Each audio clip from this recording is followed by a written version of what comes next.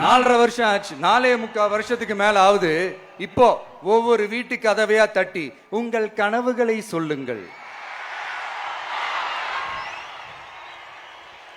உங்கள் கனவுகளை சொல்லுங்கள், நாங்கள் அதை நிறைவேற்றி காட்டுறோம். இல்ல, ஸ்டாலின் சாருக்கு மக்கள் சார்பா ஒரு கேள்வி. மக்களுடைய கனவு என்னன்னு உங்களுக்கு தெரியுமா சார்? அது சரி, அவங்க என்ன நினைக்கிறாங்கன்னே உங்களுக்கு தெரியாது, அதுக்கப்புறம் எப்படி அவங்க கனவுகளை பத்தி உங்களுக்கு தெரியும்? மக்களோட கனவு என்னன்னு நான் சொல்லட்டுமா சார்? 2019, 2021, 2024 இந்த 3 தேர்தலையும் மக்கள் உங்களுக்கு வாக்களிச்சதுக்கு காரணம் நீங்க மக்களுக்கு ஏதாவது நல்லது செய்வீங்கன்னு நம்பிதான். ஆனா நீங்க மக்களுக்கு கொடுத்த பரிசு மக்களுக்கு பாதுகாப்பு இல்லாத மக்கள் விரோத ஆட்சி.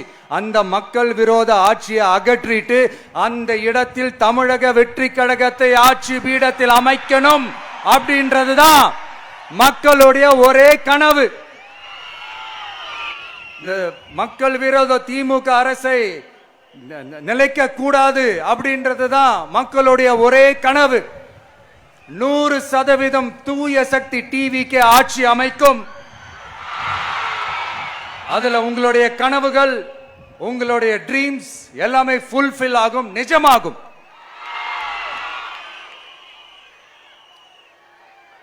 தமிழ்நாடு எப்பவுமே டெல்லிக்கு அவுட் ஆஃப் கண்ட்ரோல் அப்படின்ட்டு ஸ்டாலின் சார் அடிக்கடி சொல்லுவாங்க.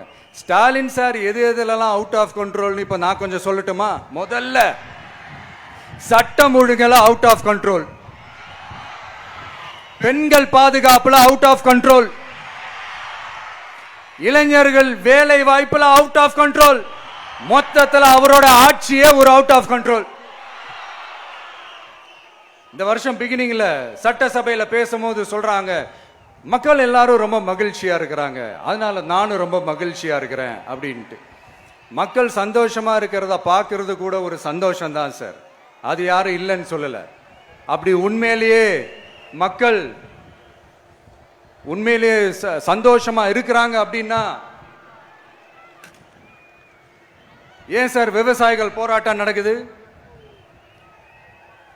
ஏன் சார் மீனவர்கள் போராட்டம் நடக்குது? ஏன் தொழிலாளர்கள் போராட்டம் நடக்குது? தூய்மை பணியாளர்கள் போராட்டம் ஏன் நடக்குது?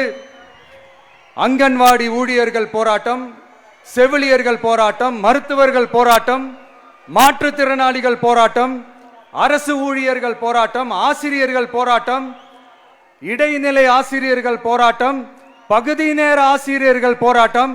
இதெல்லாம் உங்க ஆட்சியில மக்கள் மகிழ்ச்சியா இருக்காங்கன்றதுக்காக நடக்கிற போராட்டமா சார்? எனக்கு தெரிஞ்சு மக்கள் சந்தோஷமா இருக்கிறாங்கன்னா பொங்கல் வச்சு கொண்டாடுவாங்கன்னு கேள்விப்பட்டிருக்கிறேன். உங்க ஆட்சியில தான் போராட்டம் நடத்தி அவங்களுடைய மகிழ்ச்சியை வெளிப்படுத்துறாங்கன்னு நினைக்கிறேன். இன்னும் தீரவே தீராத பிரச்சனைகள்னா இருக்கிற இடம் பிரச்சனை, பார்க்கிற வேலை பிரச்சனை, பண்ற தொழில் பிரச்சனை, விலைவாசி பிரச்சனை, தண்ணி பிரச்சனை, பஸ் வசதி இல்லைன்ற பிரச்சனை, ரோடு சரி இல்லைன்ற பிரச்சனை, ஆஸ்பத்திரி சரியா இல்லைன்ற பிரச்சனை. இப்படிலாம் ஒரு அடிப்படை விஷயங்களே பிரச்சனையா இருந்தா அப்போ ஆளுங்கட்சின்னு ஒண்ணு எதுக்கு தான் இருக்கிறாங்க அப்படின்னு தானே மனசுல தோணும் மக்களுக்கு. ஆட்சிக்கு வர்றதுக்கு முன்னாடி தான் பொய் பொய்யா அடிச்சு விட்டீங்க, இப்ப ஆட்சியை விட்டு போகும்போது கூட பொய் பொய்யா பேசுறீங்களே சார், என்ன சார் இது? மாத்தி மாத்தி பேசுறதுல நீங்க வேற லெவல் தான் சார்.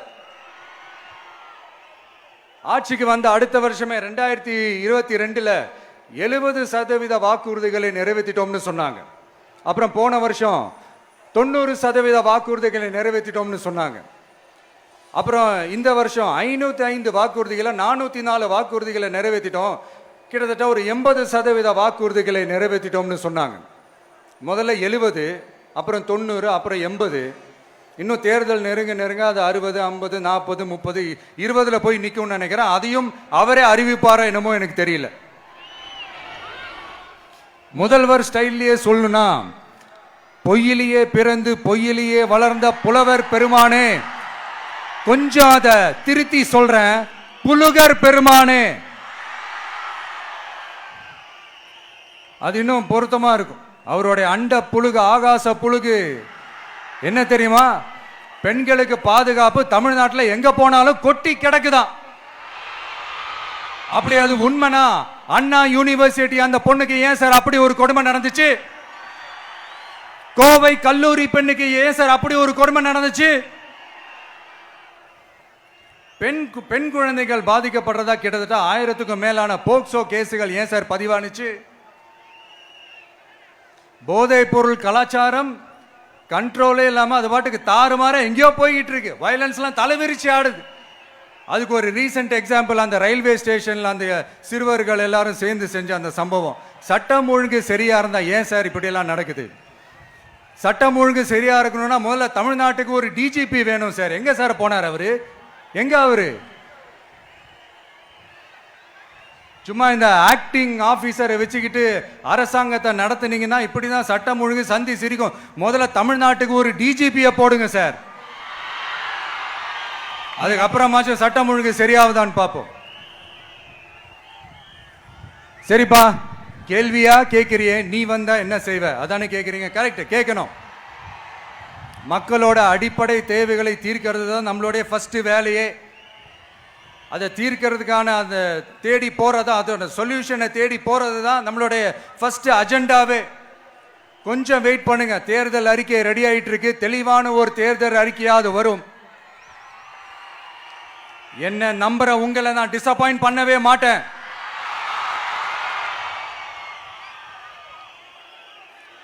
பிளே ஸ்டோர் மற்றும் ஆப் ஸ்டோரில் இருந்து பாலிமர் செயலியை QR கோடு மூலம் பதிவிறக்கம் செய்யுங்கள். செய்திகளை உடனுக்குடன் பெறுங்கள்.